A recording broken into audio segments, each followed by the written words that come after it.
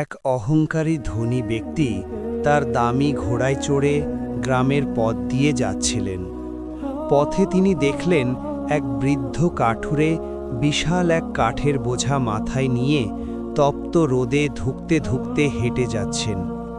ধনী লোকটি তাচ্ছিল্যের সুরে বললেন, হে বুড়ো, সারা জীবন তো এই কাদামাটিতেই কাটিয়ে দিলে। আমার দিকে চেয়ে দেখো, আল্লাহ আমাকে কত ঐশ্বর্য দিয়েছেন। সম্ভবত তুমি ঠিকমতো ইবাদত করো না, তাই তোমার আজ এই দশা। কাঠুরে শান্ত স্বরে জবাব দিলেন, বাবা, আল্লাহ কাকে কখন কি দেন আর কার থেকে কি কেড়ে নেন তা কেবল তিনিই জানেন। যা পেয়েছেন তার জন্য শকর করুন, কিন্তু অহংকার করবেন না। ধনী লোকটি তা অবজ্ঞা করে হেসে চলে গেলেন। কিছুকাল পর এক ভয়াবহ দুর্যোগে